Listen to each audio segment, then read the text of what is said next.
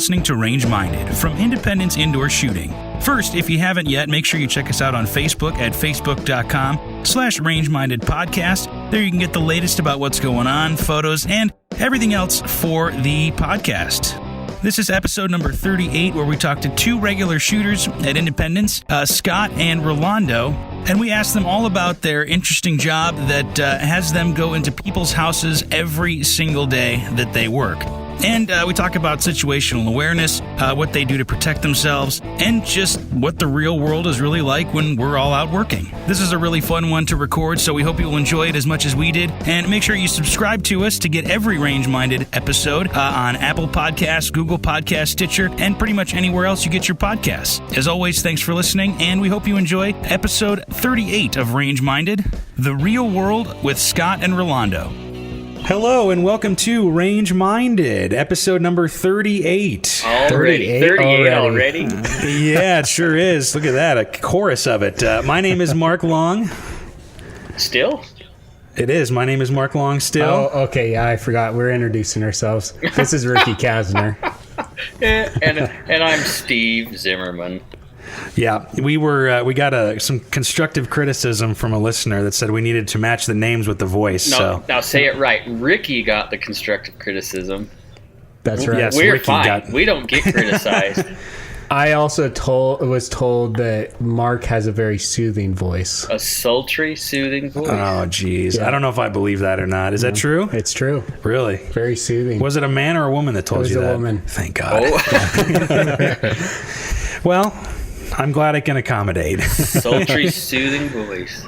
Oh, buddy. So, but we're not alone today. We are joined by two wonderful folks, Rolando Talamantes and Scott Ron. Say hello. Hey, guys. They said it together. Rolando, say hello. Howdy, howdy. And Scott, say hello. Hey, guys. There we go. Now we got the names to the voices, so Welcome, we're all guys. good.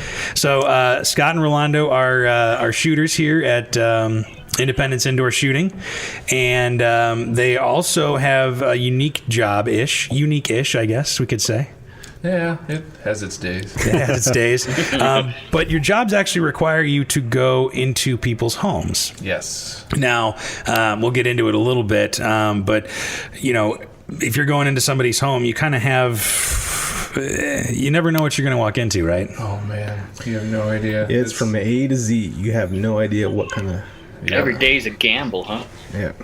Keeps it interesting. Now, there's quite a few professions that could say the same thing. You have realtors, you have home inspectors. Absolutely. You guys that we won't disclose your information. No, that's fine. We'll Secret Service like them. Yeah, we're contractors.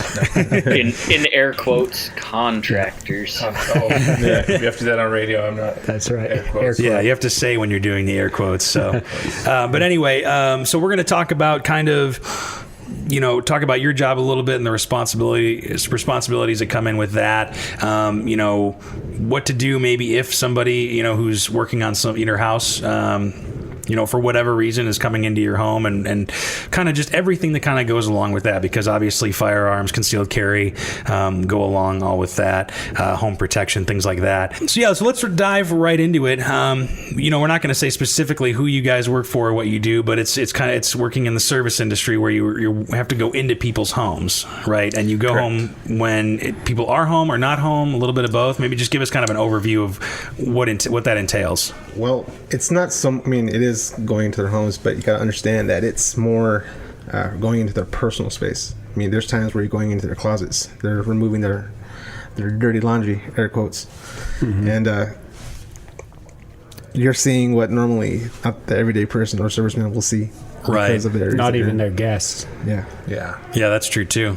So let's just come right out and ask, do you guys see guns usually lying around? Not usually, but have you guys ever seen guns lying around or anything? And Well, now, I originally I moved here from SoCal. okay. So seeing guns here, it's not a big deal. Everyone has guns here. It's kind of second nature. But compared to that, to what you see in SoCal, it totally tilts. Makes you a bit uneasy. I'm sorry, Steve, say that again? Does it make you uneasy when you were in SoCal? No, I actually like that I saw the guns out there. Right on. Because I'm so pro Second Amendment. I'm kind of glad that people are are living that life because it's a liberal state. It's rare that you come across that. Sure. Yeah, it makes a lot of sense, and because then those people are actually protecting themselves. Scott, what about you? Oh yeah, no, I'm just like Rolando. We're pro Second Amendment. I grew up with guns, hunted, not still hunt. RSO here, so it's second nature. But usually I go into a customer's home, and I'm kind of that goober that they'll have like the gun sitting up in a gun rack, and I'll be like, oh, that's.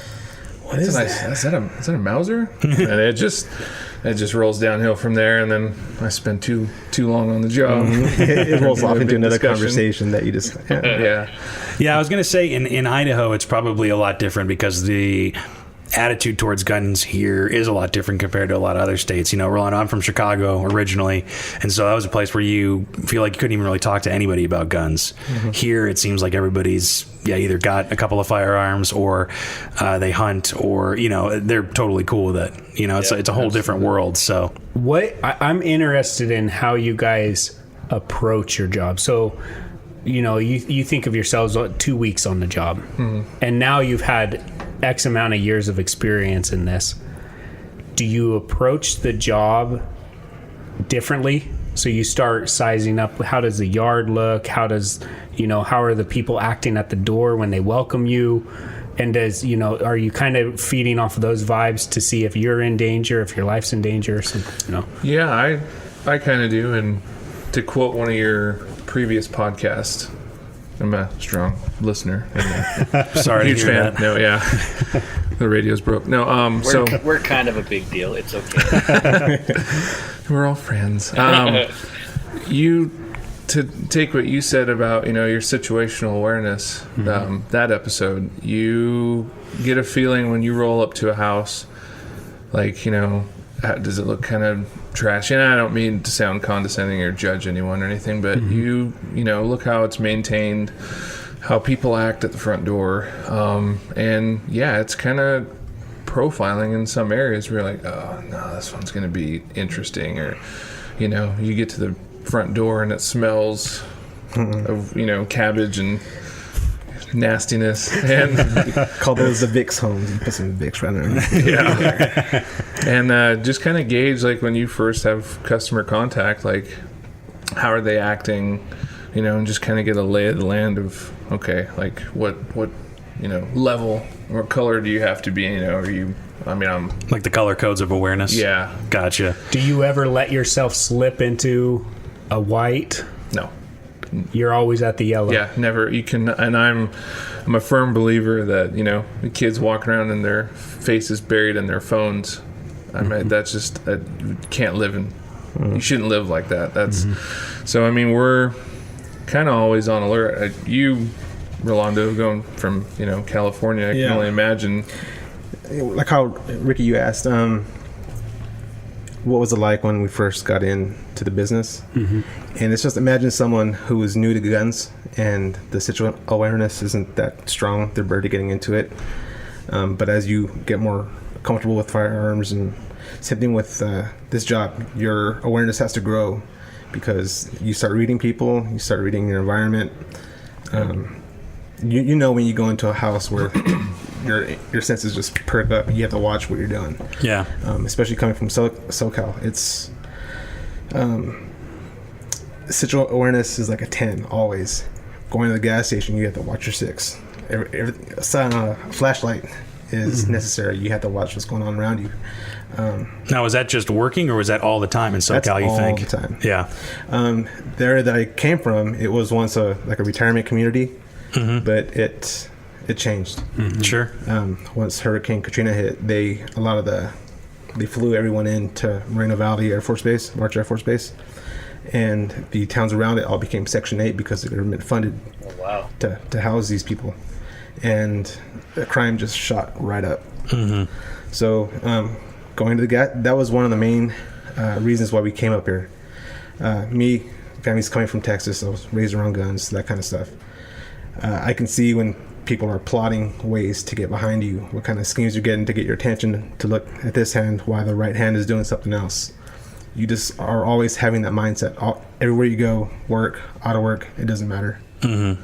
So, and doing what we do, we have our back to people all the time. Yeah, we're you can get some, for lack of a better term, we're in some vulnerable spots. Like our job requires us to sometimes get underneath the house, crawl, and I myself have been locked. Not locked as in like, you know, get down there, I'm gonna wear your skin locked, but it was more of an accident. No candy, but that thought went through your head. Absolutely, and it was kind of like, you know, I'm in under the house, and it seemed like kind of just a fraternity house, a bunch of college kids, and you know, the crawl space hatch is open, doors open.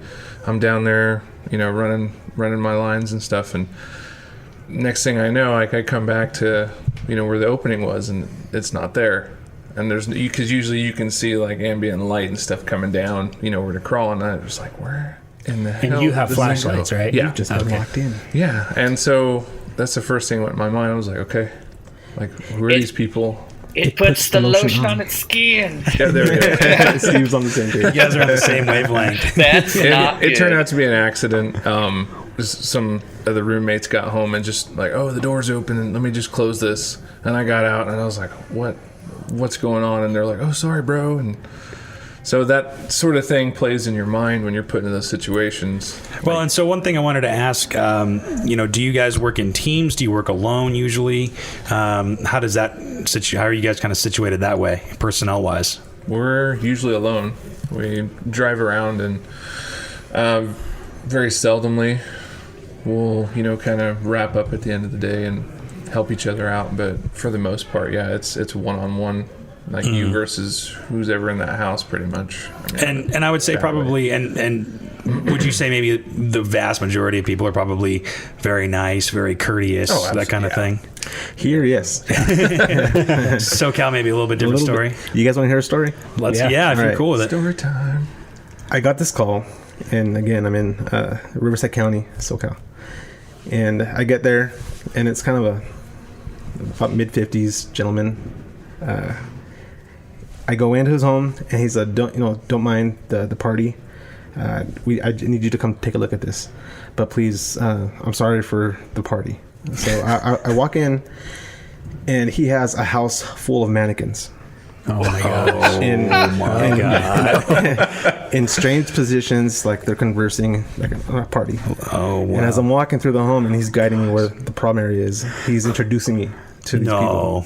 Bye-bye. Oh, yeah. So immediately the ears, oh man. Oh, yeah. All right. If there's a drop cloth where I'm working, I'm tucking tail. Immediate red. And, you know, I kind of feel like he's trying to divert my attention, get me focused on what I have to do, my job. But I don't want to turn my back to this guy. Something's going to hit me back of the head, chloroform, something, I don't know. Yeah. But we're thrust into these positions where we have no other...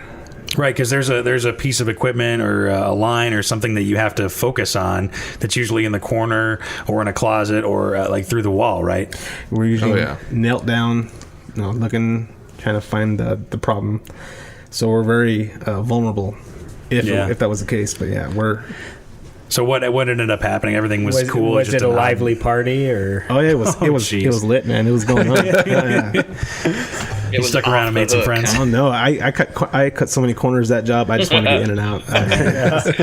Yeah, I mean, and that's probably another thing too. Is that, I mean, obviously that individual is probably mentally disturbed, and you probably encounter those every once in a while, right? And you have, I mean, obviously, you want to be professional and you want to respect everybody the same, but it's got to be a little bit tougher to deal with when you have maybe somebody who's acting off. You also got to look at, you know, like around the house with your mannequin party. This one house I went into, it's just, I mean, the guy was nice. It's kind of North End Boise area. So okay. That area is kind of artsy. I guess Yeah, it's not too bad. And you walk into the house and we always see is these pictures of like cats or like animals, like pets with like fake blood. It had to have been fake blood on them. God, I hope so. Like, yeah, I was just like, okay, that's something. And he was, I don't know what to call it, like pop culture. There was just a ton of like weird, like stuff on the walls, like different pieces of art and whatever. And it was just kind of a weird vibe. And then it was nice because it's like, okay, we have to get in the crawl space. And we're like, yeah, we have to run a line through there. And he looked at us and he's like, you're not going in there. And I'm like, no, good, fine, that's fine. We'll put it over here. But yeah, that's it gets your, for lack of a better term, get your hackles up. You're like, okay, Yeah. now I'm gonna, It raises your awareness a little bit. absolutely. Yeah, is I was going to ask too, is there any situation that you've been in, maybe you look back, because you guys have been doing this for a couple of years now, at least, obviously, where you kind of look back and like, I maybe shouldn't have done that, or I'm lucky that, I got out of that one. Yeah. And maybe not any specific stories, but just, anything kind of come to mind? I had a house that was weird that they had the windows blacked out. It wasn't even one of those houses that was, east-west facing, so Yeah. they don't, black it out for the sun. They wouldn't but- need the sun, yeah. Yeah, it was very dark all the time. And I don't know, the guy was kind of off, but I didn't think nothing of it. And I think I just had started. I was like a year or two in, and I'm just like, oh, okay, yeah. And then I look back on it, and I'm like, that could have been my permanent home. Like, I don't know.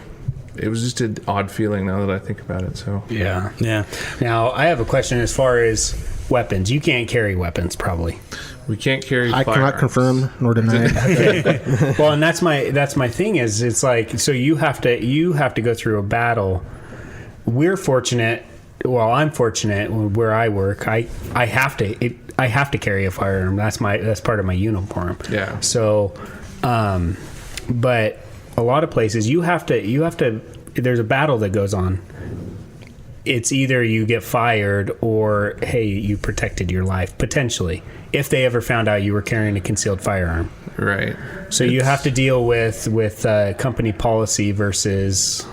It's not against the law. Right. It's And we've against touched on company that policy. a little bit. And so let's talk about that maybe to the best of your ability. What is I was going to say, hold on a second. I want to make sure that, because obviously their boss is probably going to listen to this at some point. So let's be really careful that we don't get anybody to incriminate you. Well, Oh no! Yeah, I talked to him and I told him I was going to be here. We were going to be here tonight, and he's like, "Oh no way! What website's it on?" Because he just moved here and back in Texas. That's all I did was like 3-gun competitions, and he shows up and he's like, cool. Let's go, Ron. Come on, we're going to go do a 2-gun out in Parma." And I was like, "Yeah, okay, let's do it." Yeah. And yeah, so he'll be eating this up probably, but. So let me ask you this. What is the official policy for your employer regarding any kind of everyday carry, shall we say?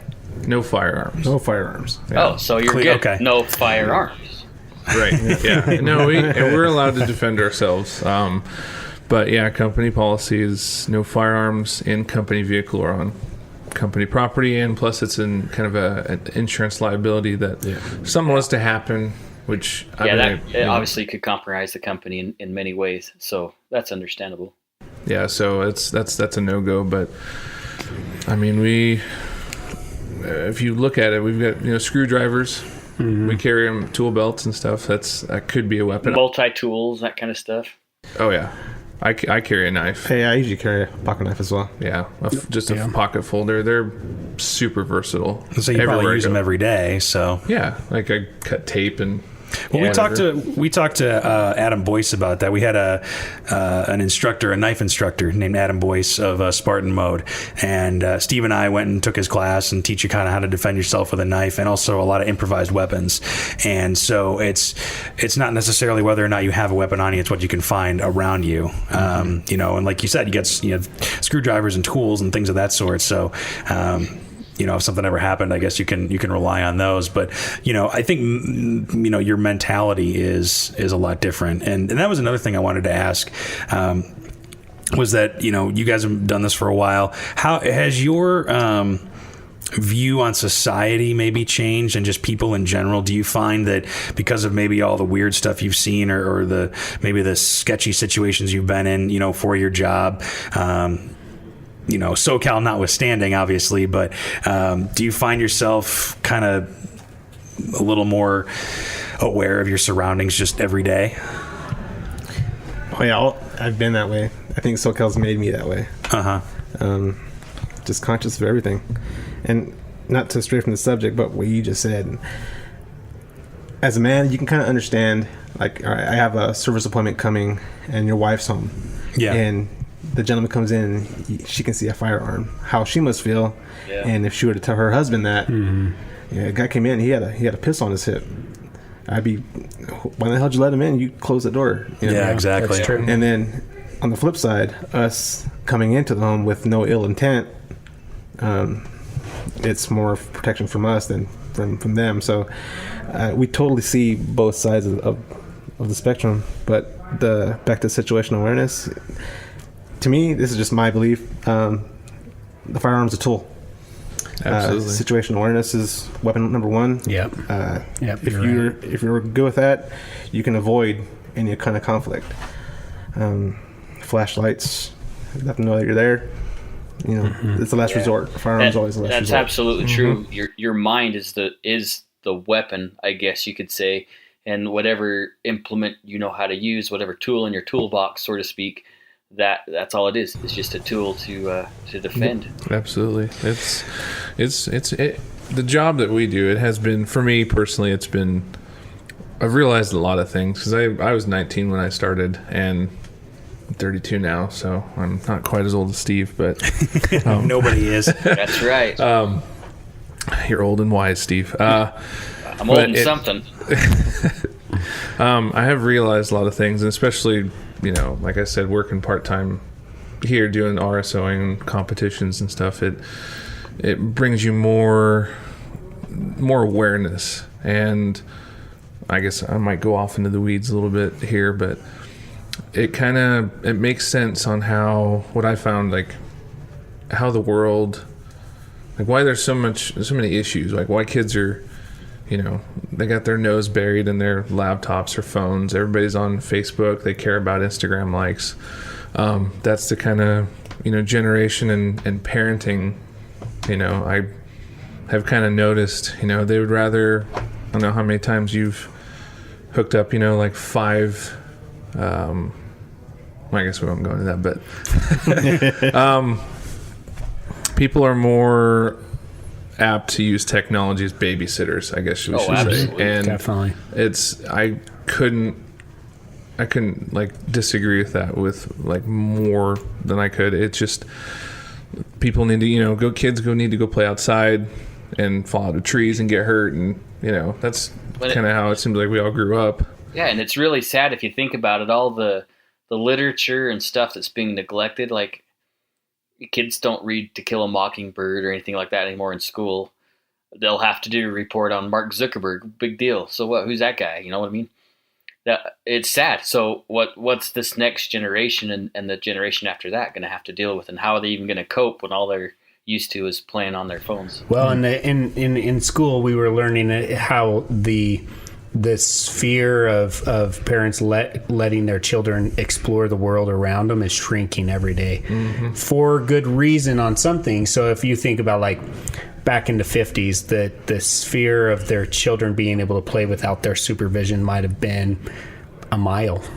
You know, a mile. They could have been out in the hills. They could have been running in the hills and going to their, you know, that hot springs down. And then as you go down in the decades, that sphere shrinks. And now it's like you could barely even let your kids out in the front yard. But the sad thing is that may be more perceived because statistically, we're more safe now than we were in the 60s and 70s. Well, yeah, I mean, you do have that. So you have the perceived risk, you know, versus the actual risk. Who knows? I don't know if is the, and see, and that's where you say, you know, correlation doesn't equal causation. So is it because of parents being more aware and keeping their kids in that statistically we are safer, or is it, you know, because the predators have less to prey on? Well, does that make sense? I think too, because of the media, everything just like we've talked about before, the 24-hour news cycle, everything seems much worse than it is. When all we see is hatred and death and evil, then of course we're going to perceive our world that way, which is sad. And that's why I do like living in Idaho, because it's I mean, it's still bad. Don't get me wrong. I mean, we have crap going on this side of the state all the time, but this is still an awesome place. I mean, I grew up here. I remember as a kid, we'd never lock our doors. We'd go out of state for a week and never have to worry about anything. Our neighbors cared about us, and we cared about our neighbors. It's sad now, like you're saying, where you all get buried in our own social network, air quotes, right? And that's all we care about is how many likes I got on my stupid picture of breakfast this morning. Well, I will have you know, Steve, that neighborly appreciation is not dead. So I live in my neighborhood. I have 2 neighbors, and one of them actually, now I will say that they're both retired, so they do come from a different generation, but one of them actually brings my cans to the front of the garage door every day, and he's like, he'll plow my driveway for me. He even helped me get the leaves and stuff. And then if I ever leave the garage door open, or my girlfriend leaves the garage door open, when we leave for work, he'll call me, and my other neighbor will call me and say, hey, did you leave your garage door open, blah, blah, blah, blah. Oh yeah, thanks. Do you mind going to close it for me? Yeah, no problem. So it's like, that's not, that's not completely gone. And, like if I'm out mowing the lawn or something, and I see a strange car and people are getting out or something like that and going to the door or whatever, I'll keep an eye out for them. So it's not dead, Steve. That's good. Maybe for people who live next to other neighbors that are younger or of a different generation, but I'm fortunate to have some older neighbors. How do you live in an older house? No, house was built in 2004, so okay. 15 years old, 14 years old or whatever. It's a newer neighborhood-ish, but yeah, I also live on a cul-de-sac, so I think that helps. Come live in your neighborhood, man. It's a nice neighborhood. Well, yeah, I don't like it either, so he's my neighbor's maybe Mark can ask his neighbor to go over and rake your leaves. Yeah, he'll just ride his tractor over there. I'll give you my information after we're done. But Rolando, you brought up a good point. Let's flip it around a little bit. What kind of reactions do you get when people, answer the door? Have there ever been times where people freak out, or have you had anybody act aggressive? You're smiling. We've been at this job over 10 years, so yeah, you've seen it all. We've got stories. Yeah, we again, I always refer back to the SoCal. Yeah, there's certain areas where they know I'm Hispanic, so the area was majority color. Okay, and they know not to send the Caucasian. Whoa! Hey, I'm saying it. I'm saying it to your sensitive ears. Please use air quotes. It's cool. It's cool. I'm not offended. So, at the time, without discussing what we do, we have to disconnect someone from service. Okay. The tenant didn't like it. I have to do it. So at first he had a long dagger. Oh, really? Yeah, he came out. That's he was old school. Yeah, he came out with rusted blade. Oh, geez. Threatened, you need to put it back on. I'm sorry, man. So he came closer and I said, "Up, you sure you want to do this?" So I kind of have a way with words, kind of de-escalating the situation a little bit. Awesome. Sure. Yeah. So that's good. But then I've had moments where I'm doing the same thing, and one time a tenant got aggressive and tried to choke me from behind. Really? Jeez. Yeah. So I mean, I'm not. It's amazing that people are that hooked on their. I'll bleep it. And bleep that too. Oh, I'm sorry. You can't get away from it. I didn't know what we were bleeping. Maybe. I was like, he didn't cuss. What are you talking about? Service. We'll just say it's amazing that people are so hooked on something that means very little in their lives that they're willing to hurt somebody else's life. Yep. Or even take somebody else's life. Right. Well, for that thing. The interesting thing is it's a consequence probably of their own actions if they don't pay their bill, no matter what it is, no matter what service coming into your home. If you don't pay your bill, they're going to turn it off. Right. A lot of it goes into the intimidation factor. Like, they have no ill intent to actually hurt you, but they'll let you know that you need to turn around with the threats and intimidation. And a lot of people will suffice it. Okay, not a problem. And then just... Do you ever say, hey, well, you can get this in jail? Don't worry, it's free. It's free in jail. If you go to jail, it's free. You don't even have to pay for it. Another thing I was curious about was, when you guys got hired or, through your careers, have you gotten training about dealing with aggressive customers or anything like that? Or are you kind of on your own about that? A lot of it's basically if they get aggressive, just Walk away. kind of walk away, just calm. Don't start throwing plates and cups and stuff at them. But yeah, just kind of back away from the situation and leave, and then just call your supervisor and just kind of make notes and stuff. Explain the situation, kind of thing. Yeah. That's where that de-escalation comes in. Just kind of diffuse the problem, let them know it's not worth it, and walk away if you can. The situation that he kind of tried to choke me, there's not a way out of that. Yeah. Just kind of had to flip him over and kind of hold him down.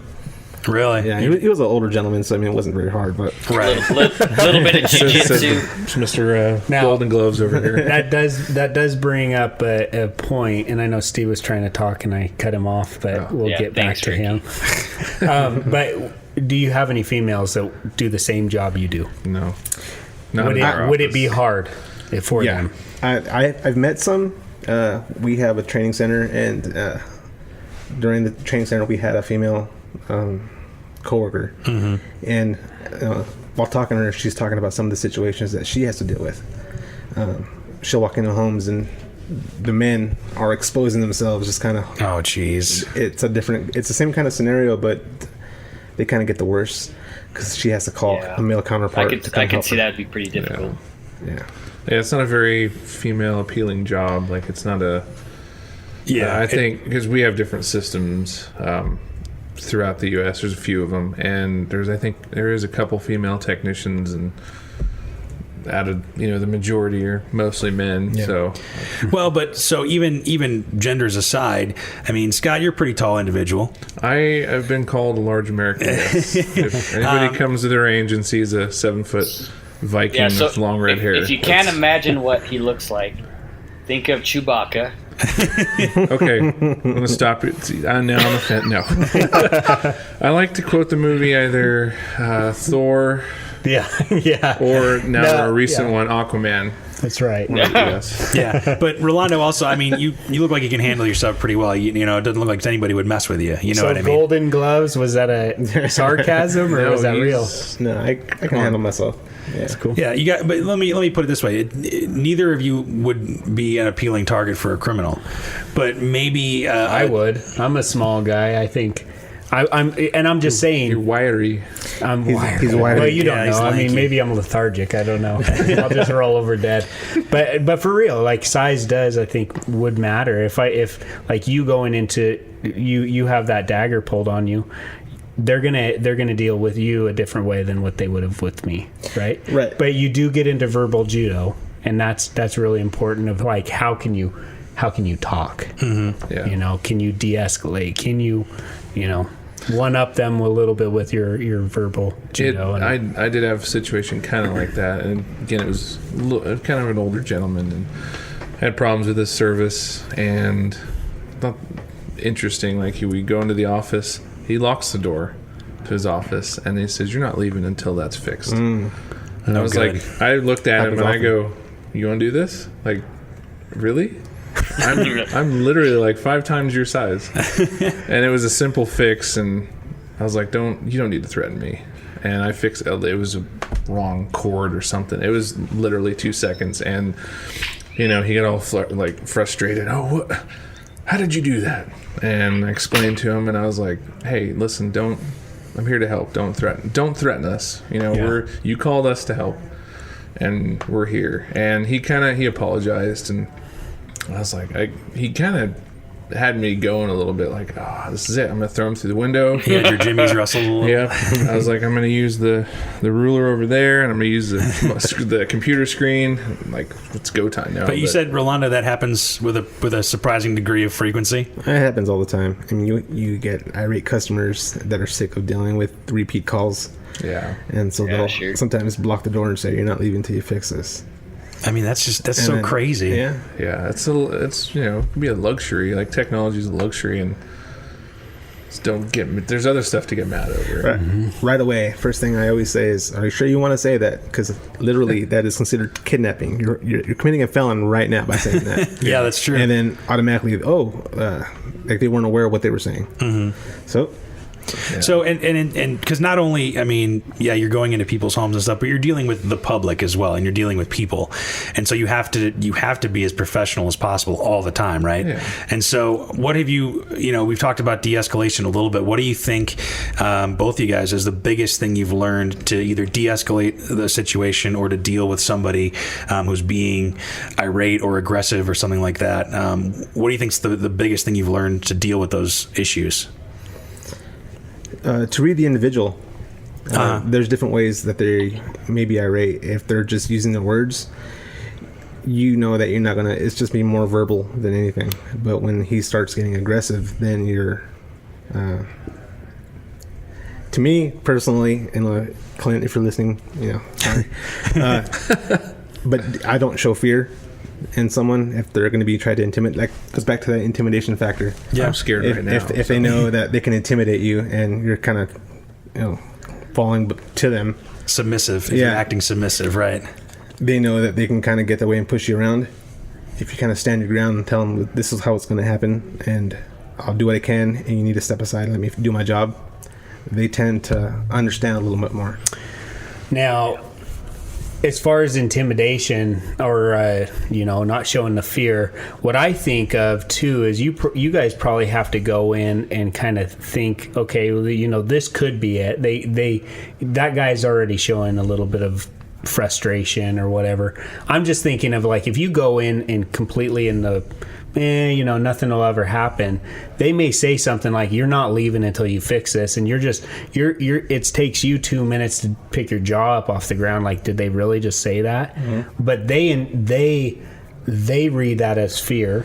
They read that as you don't know what you're talking about. So what you're going to deal with. And so they kind of, can get the one up on you. But if you guys come in and you guys have already played through this in your mind, this situation, and you've already dealt with it several times, I think that you guys are probably going to be faster to react. Yep. And know the words to say. Yeah, I love dealing with people, and reading what are you looking at me like that for? If you know Scott, you know why I'm looking at him. I hate everyone equally.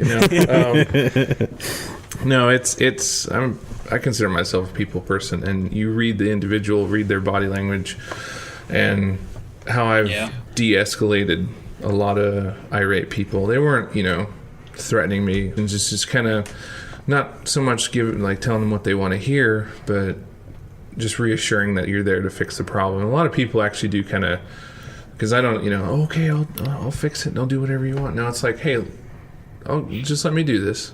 You get out of my way. Yeah. And people are actually really responsive to that sort of like, oh, okay, he looks like he's, assertive. He's got the situation under control. You're confident. Right. Yeah, confident. That's got his head screwed on straight. Yeah. Right, most days. So let me ask you this, and you guys can neither confirm nor deny if necessary, but when you're off the job on your own personal time, do you guys conceal carry? Every day? 100% of the time. Mm-hmm. So do you think do you think that your job has helped you with situational awareness and reading people, when you're concealed carrying? Absolutely, yeah. 100%. I've got partial thanks to give to my dad for that one. He was a Vietnam vet, 82nd Airborne, and I had an interesting childhood. He was during the Clinton era. He was, I couldn't go to school and just enjoy recess with the rest of the kids. He's like, you wear a watch just in case the EMP strikes, and then you come home if the power's out, Just kind of stuff like that. Watch out for black helicopters. And so I kind of got used to the whole watching people. Watch what they're doing. Pay attention. Like, watch people's hands. Especially at the range, you're watching hands all the time. Absolutely. Because people can get careless. But, and then when we go out, it's the same thing. It's kind of not a bad profiling, but profiling, like, watch if somebody stands out, you pay attention to them, and just be prepared. And then I think, what was that those videos, active self-protection. Yeah. Transitional spaces. Like, if stuff goes down, where are you going to? What's around you? Who's around you? Already have a plan of escape. Yeah. So Yeah. Scott can attest to this. Every time we go out to eat, I have a habit. We fight for we fight for the view that can see the front door. Yeah. You guys got each other's backs, though, at least. So. And in homes, do you guys do that? So do you say, okay, that's the garage door, that's the front door, that's the side door? Yeah. I will say some houses are quite large, and I've gotten lost a few times. But yeah, it's just kind of, you want to keep distance. A lot of people are close talkers, which kind of annoys me. Yeah. But the lucky thing is you're tall, so they all have to look up to you. Yeah, right? they're like, they're really talking to your chest usually. Yeah, or my shoulder. My eyes are up here. way up there. Now, Ricky, were you talking about personal at home? No, like if you go into somebody else's home, Okay. and you're talking about the egress. You're looking for ways out, right? Yeah, at normal businesses. Okay. But when you guys go into homes, that's an important thing too, right? You don't know them. No, it's. I mean, just like a perfect example, I had I don't want to get his rank wrong, but he was a high-ranking officer, and we had a gun talk.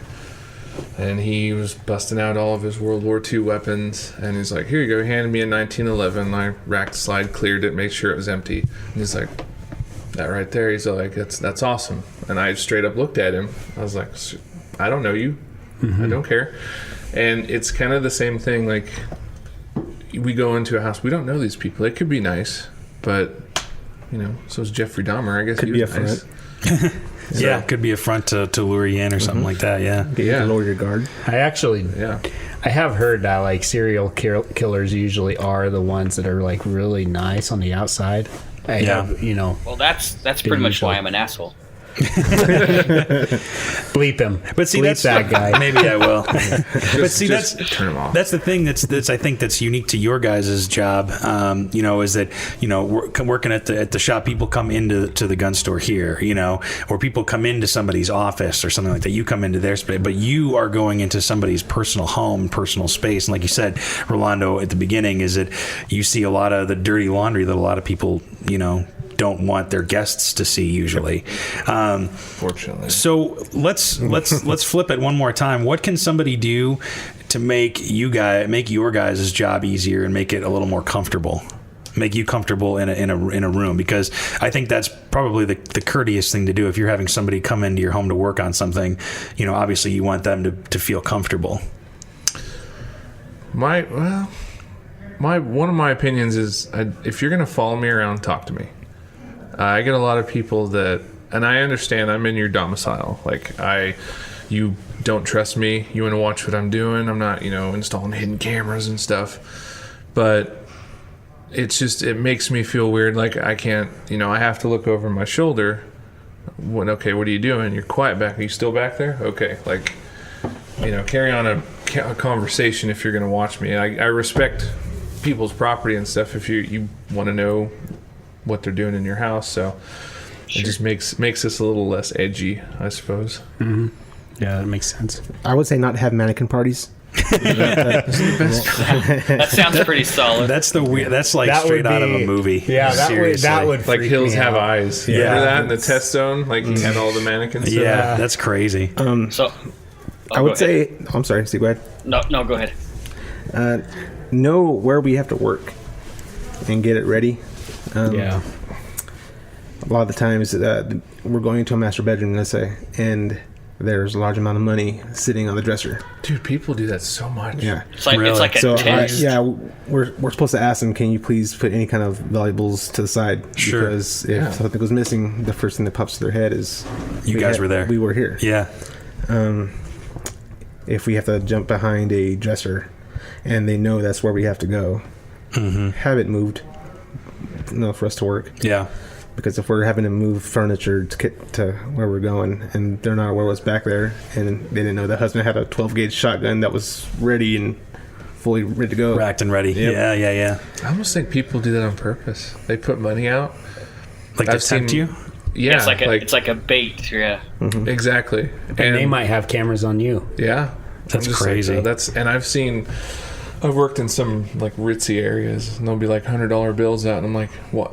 Yeah.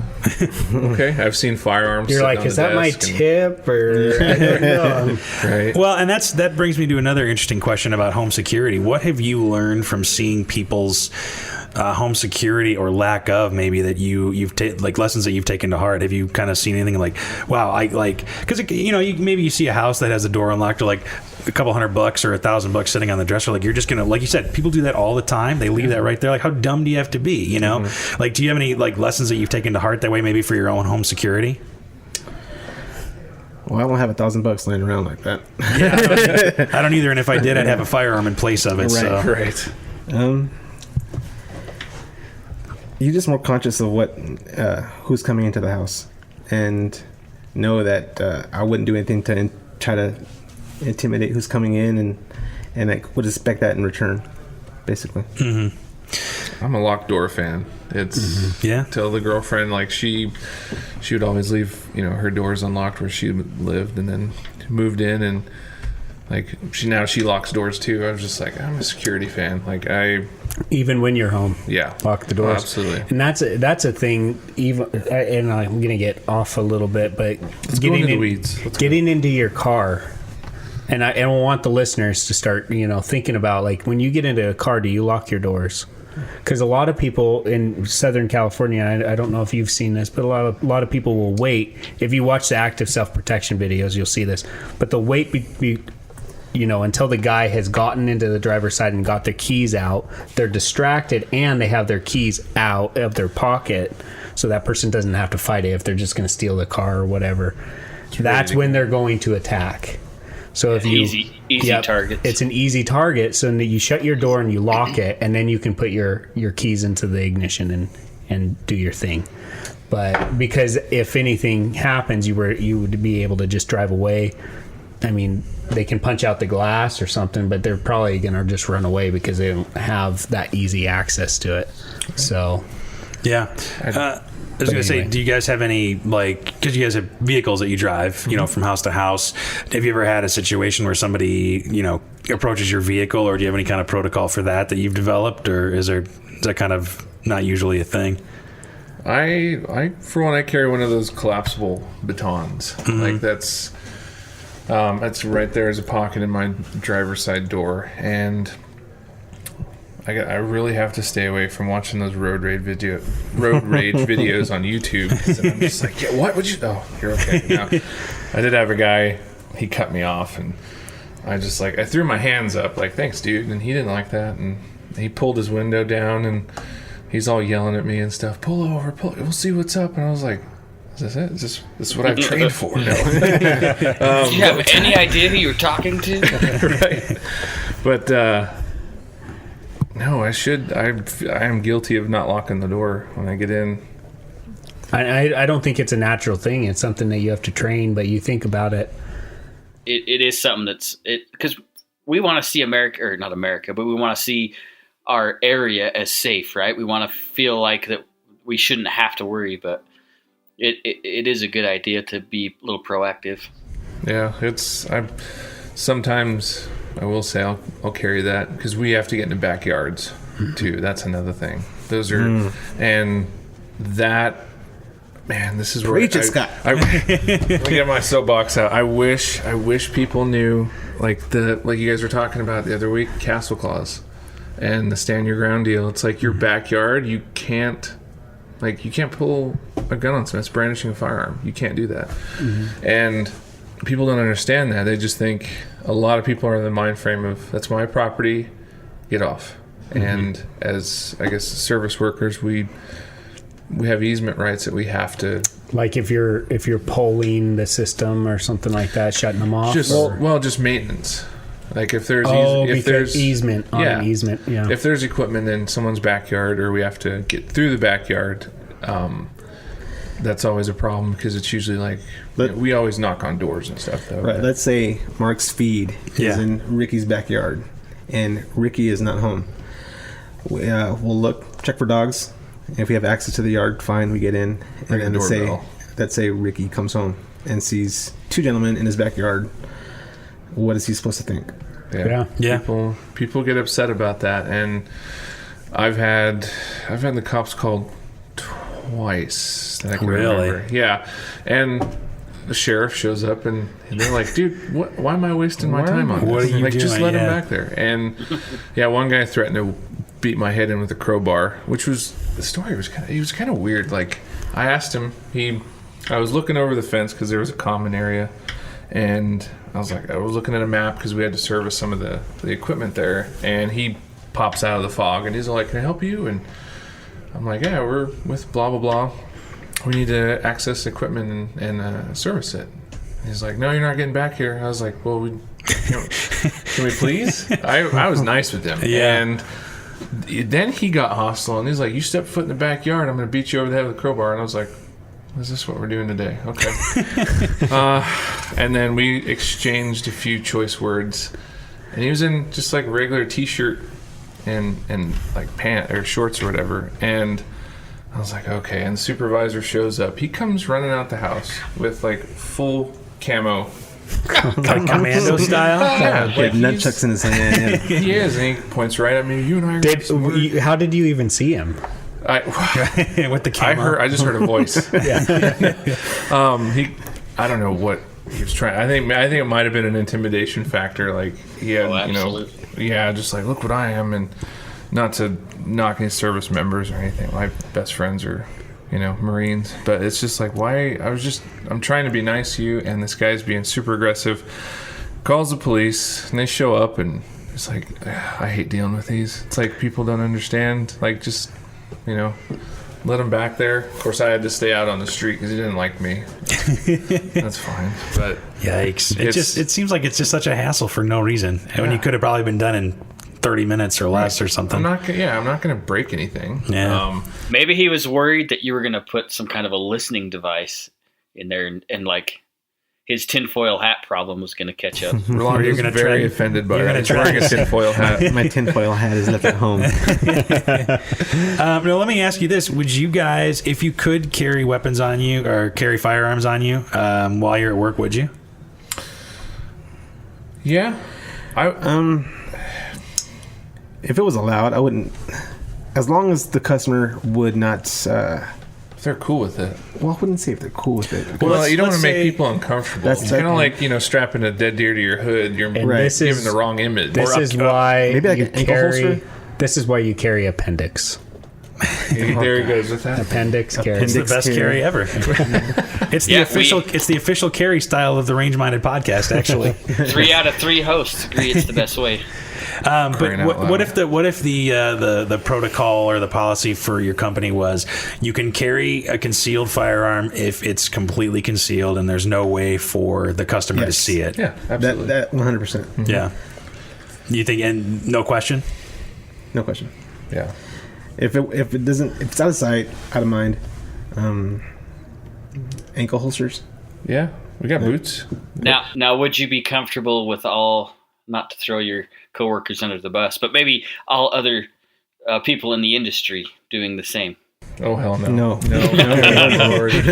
I'm sorry. I've got even friends that are like, that have gotten their concealed weapons and like, "Can I just take it out if some guy wants to beat me up?" And I'm like, No. Please, just get away from me and give me that.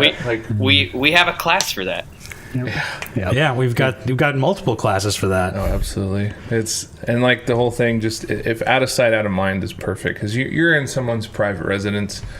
Maybe they're not, pro gun, and that's fine. If you don't like guns, that's your prerogative, and I'm not gonna, shove my beliefs on you. But the last thing I want to do is make someone uncomfortable and do that.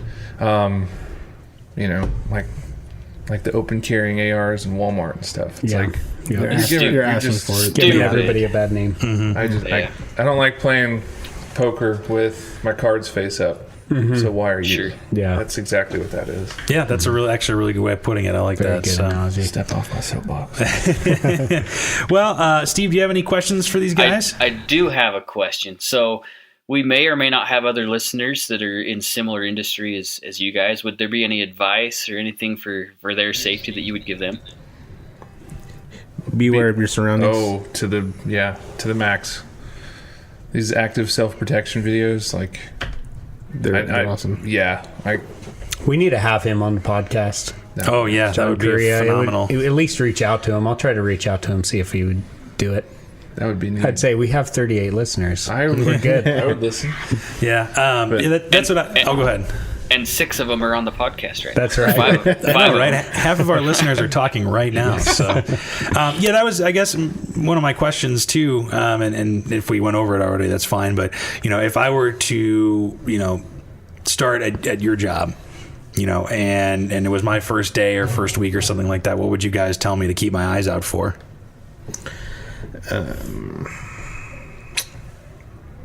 Just odd behavior in general. You can get a feel for people if they're acting like they're trying to hide something, if they're like kind of or erratic behavior, like they're nervous, like making a lot of movement.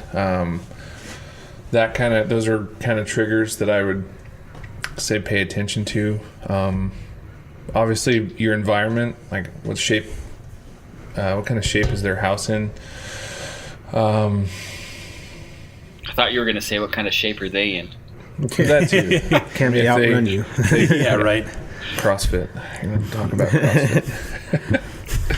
Well, because all of this is really, applicable, like we talked about, to everyday life for anybody. If you see erratic behavior or people acting weird or you're in a weird environment, you've got to pay attention. I think that's kind of the biggest thing at the end of the day. Yeah, you got to train yourself to look like what's, like you said before, like what's odd.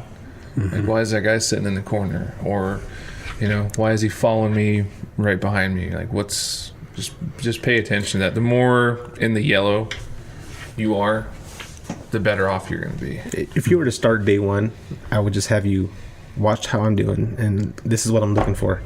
And as you're following me around, I'll kick down nuggets of info. Just catch this, look at this.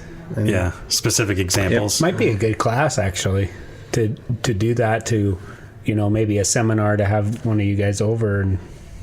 We can invite some situational awareness agents, and we can talk, and we can actually watch some active self-protection. You guys can share some of your stories. I think that's awesome. I'd be down. So maybe that's a thought. I think that mannequin story would be a hit. That's a mannequin. That's got to be the weirdest thing that's happened. By far is probably the weirdest. How many mannequins? Like, I'm talking about 30. Oh. 30 it was a party, bro. And it was a trailer home. Oh, really? It was it was a manufactured home on concrete, but you walk in there and you were moving side to side trying to get by. And so it was like music blaring and everything. Like, was it no music? It was dead quiet, silent disco, dead quiet. My and gosh. As you're walking through and you setting up where you're working, you can hear him talking to these mannequins. No, and the conversation he's having, I'm like, oh, dude, I know I'm gonna get hit in the head or something. With mannequin, you're gonna get. Do you remember what he was talking about? I'm just curious. Now you're sinking us into the story. He was just asking, "Are you having a good time, Susan?" I remember his name, Susan. He was Susan. Yeah, and he was just going off, and he was talking to these mannequins, and I was like, "Oh man, I need to hurry up and get this done because." So I'm gonna be a little. They must have been amazing conversations that he was having. Imagine what they were saying back to him. Right? That's what I mean. Like, if only. So I'm going to be a little biased here, but is SoCal like way weirder than Idaho? Like Idaho's probably completely normal. Yeah, so in the area that I was in, it was on the other side of Palm Springs. Okay. So you get a lot of eccentric writers, a lot of porn producers. Oh, okay. It's one of those. They all got to live somewhere, I guess. You walk into houses and they're drug houses. Okay. I've had instances where I'm talking really great with the homeowner, and people are coming in, 12 people in and out all the time. Really? So as I'm in the living room working, he slams the door shut and he starts yelling at this group. You have no idea if this cable man's from the feds. You don't know anything. Bleep, bleep, bleep. Yeah. And I'm just kind of, dude, I'm just working, man. I'm just working. Not paying, yeah. These 12 guys are looking at me like, you're right. He could be a cop right now. Oh my God! Dude, don't look at me, dude. I'm just... Yeah, I don't think you really have that much. I mean, obviously, yeah, there's crime everywhere, but I mean, compared to that area, it's just because it's got to be such a super concentrated area of, like you said, like all different kinds of eccentricity. Yeah, I've had people try to home invade my house. I've had as the day before we moved out here, cleaning out my home, having stuff in a big 8-foot dumpster or whatever. Yeah. people are going through it 2:00 in the morning, throwing stuff out. You know, it's just it's a different world raccoons. out there. Yeah. Well, and you know, Chicago's a big city too, you know, and there's a lot of crazy stuff that happens in Chicago in the area or whatever, but I feel like Southern California is just literally a whole nother world. So I wish I had some stories. I mean, some of my weirdest ones, this lady had pet iguanas that I was hooking up service for. Four. She had a room for her. I'm sorry, what? Yeah. No, that's the thing. Like the iguanas needed service. Yes. They needed, and she named them. She introduced me. Did you shake their hands? I looked at her. I was like, I just want to go home. I will say Idaho does have its fair share of weird, and the road rage, the drivers, oh my God, people cannot drive here, man. No. See, Rolando knows. Hey, he just offended all of your people. I don't all of your listeners know. I don't care. I'm from Chicago. You guys don't know how to drive in Idaho. It's ridiculous. You think this is nothing, man. Utah is way worse. Steve, you've driven with me. You know I drive with purpose. That's a scary word to use. Yeah. With purpose. With purpose? Whether you like it or not, I'm merging into your lane. I have places to go. I need to get out of my way. But I think we can close on that. Is there anything else maybe we didn't cover that about firearms or about your guys' job and situational awareness and kind of keeping your head on a swivel that we didn't cover? Well, that's pretty much it. Yeah, just be aware. There's so much crazy stuff out there, and well, that's exactly why we wanted to bring you on, because we obviously we talk a lot in hypotheticals, and we have a couple of examples from our lives about just weird things or situational awareness or situations that could have been or whatever. But you guys are really out there every single day, seeing the world kind of as it really is. Especially when we're in our offices or in our shops or whatever, sitting there all day, you guys are out there seeing what's happening when we're all at work, because you guys are out there. So we're in your home. We're under your house. Yeah. But I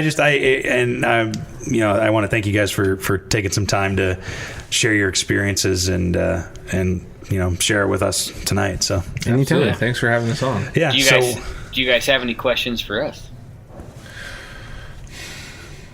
Can we come back for the next? No. Yes. Let's just all Top Guns. Yes. Yeah, right. They're regulars now. Yeah. They're regular hosts. Well, because I bet you too is that after dealing with the population and people for hours and hours coming shooting at the range is probably a really nice stress relief, right? It's a passion. It is. I almost wish that I was addicted to drugs or something, is I'd have a lot more money. Yeah. I'd have more money, and well, I pretty much live here, so that's. Yeah. I used to be addicted to the hokey pokey, but I ended up turning myself around. Oh, for crying out loud. Gosh. I didn't even think about the horrible Return of the Dad joke, but there it was. Yeah, so there's another good thing too. If you have a stressful job where you have to deal with people all the time, just start shooting. Yeah. At a shooting range. Pick up the sport of shooting. I'm glad you qualified at the shooting range. Yeah, I qualified. I didn't pull a Ricky there. We're all right. Stressful day at the office. Just start shooting. Start shooting. Just shooting at home. Yeah, right. I see everything. I see a meme. So anyway, well, thank you guys very much. We'll close on that. If you have a question for Rolando or Scott, let us know. Podcast at iishooting.com. Give us a post at facebook.com/range-minded podcast. And thanks for listening. We'll talk to you next time. Yeah, thanks, guys. See ya. Thanks for listening to Range Minded. Find us online at Range Minded Podcast on Facebook, or send us an email at podcast@iishooting.com. We're always happy to get feedback, episode suggestions, whatever you want to send us, really. And be sure to subscribe to us on Apple Podcasts, Google Podcasts, Stitcher, and pretty much wherever else you get your podcasts from. Thanks for listening, and we'll see you next time.